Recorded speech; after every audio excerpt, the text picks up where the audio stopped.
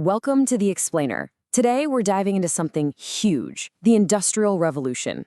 This is the story of how we, as a species, basically cracked open the planet, took out millions of years of stored energy, and used it to build the world you and I live in today.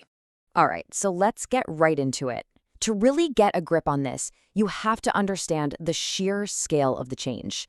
We're not talking about a slow, gentle evolution here. No, this was a massive, sometimes really brutal, upheaval that changed, well, pretty much everything about how people lived. Think about it. Before the 1760s, almost everyone, the vast majority of people, lived out in the countryside. Your life was totally governed by the seasons, right?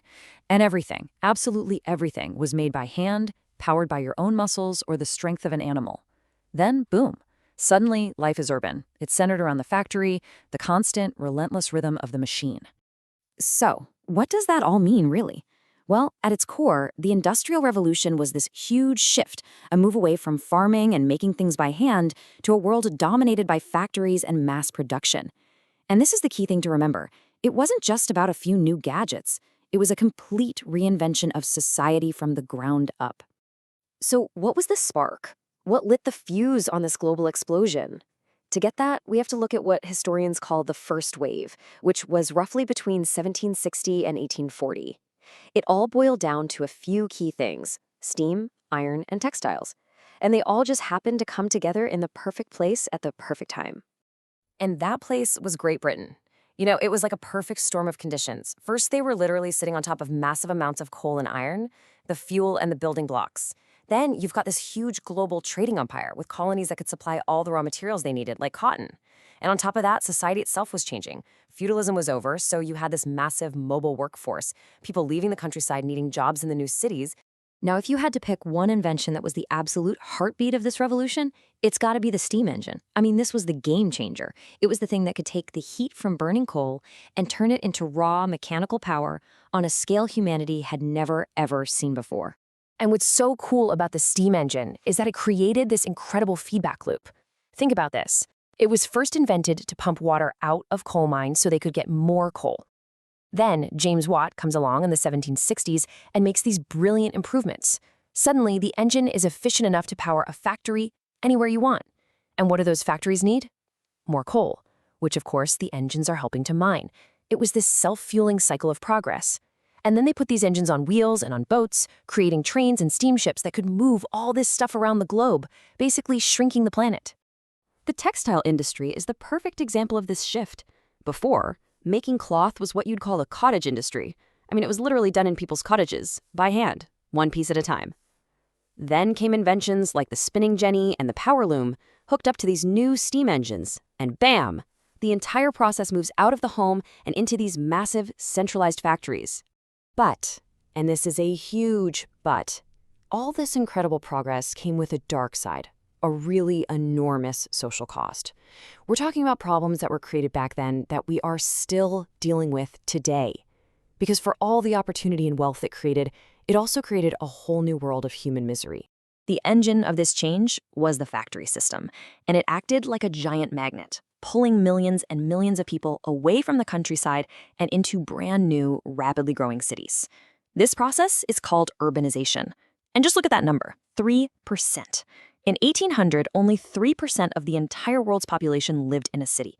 Let that sink in. It's almost unimaginable to us now, but that's how rural the world was. And that was all about to change forever. So what was it like arriving in these new industrial cities? Well, for some, there was opportunity.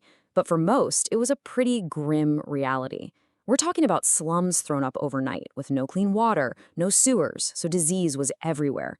The air was thick and black with coal smoke. And out of this, a whole new social class was born, the urban working class, the proletariat, whose entire existence from sunup to sundown was controlled by the blast of a factory whistle. And if life in the slums was bad, life inside the factories could be even worse. We're talking truly brutal conditions. A typical workday might be 16 hours long. The machinery was incredibly dangerous with no safety guards. And the most heartbreaking part? The rampant use of child labor. Little kids, sometimes as young as 6 years old, were working in these incredibly hazardous places. Okay, so how did people react to this? Well, things didn't change overnight. But eventually, public outrage and the beginnings of organized labor unions started to push back. And what followed was this long, slow, hard-fought battle for reform. You can see on this timeline how gradual it was. There were early attempts, sure, but the 1833 Factory Act was a huge turning point. Not just because it banned the youngest kids from working, but, and this is key, it created paid government inspectors to actually go into factories and enforce these rules. It was the first real sign of change. But believe me, every single one of these acts was a massive fight. All right, so just when you think things couldn't change any faster, we hit the second wave. Starting around 1870, a whole new burst of innovation kicks off, and this time it really goes global. They call it the Second Industrial Revolution, and you start to see the center of gravity shift away from Britain and towards new industrial powerhouses, especially the United States and Germany. So if the first revolution was all about iron, this second one was built on steel. And the key was something called the Bessemer process, invented back in 1856. This was a total game changer, because for the very first time, you could make huge quantities of high-quality steel for cheap. And with cheap steel, you could build bigger, better railways, massive bridges, and even the very first skyscrapers. And it wasn't just steel. This second phase was just a technological explosion across the board. Suddenly you have electricity lighting up entire cities and running new kinds of factories. You've got a boom in the chemical industry, the internal combustion engine shows up, and with it the automobile. And at the same time, the telegraph and then the telephone completely changed communication forever. I mean, this is really the moment the modern interconnected world we know starts to take shape. So it's easy to think of this as just history, right? Something that happened a long time ago. But it's not. The legacy of the Industrial Revolution is literally baked into the DNA of our world today. It shapes our economy, our society, even the planet itself. And that legacy is really a two-sided coin, which you can see laid out here. On one side, you've got the foundations of pretty much everything we consider modern life. Global capitalism, the whole idea of a consumer society, the rise of the middle class, that all comes from this period. But on the other side of the coin, you have the challenges that were born at the same time and are still with us. And check this one out. Labor and automation debates. Sound familiar? The whole fear of machines taking our jobs? That conversation didn't start with AI. It started right here, with weavers terrified of losing their livelihoods to a power loom. It's the exact same debate, just with new tech. This era really did set the stage for both our greatest triumphs and our biggest, most stubborn problems. And of course, there's the environmental legacy. This is maybe the biggest one of all. For hundreds of thousands of years before any of this, the amount of carbon dioxide in the atmosphere was pretty stable, hovering right around 280 parts per million.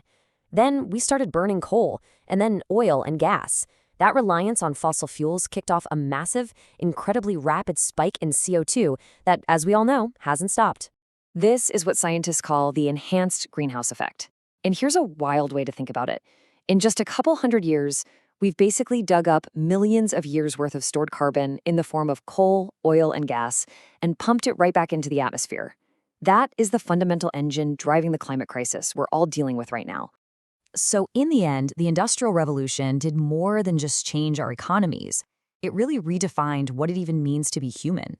We went from a species that lived with the rhythms of nature to a species that could fundamentally reshape the entire planet. And understanding that story, both its incredible achievements and its catastrophic failures, is without a doubt one of the most important things we can do as we try to figure out the massive transformations happening in our own time.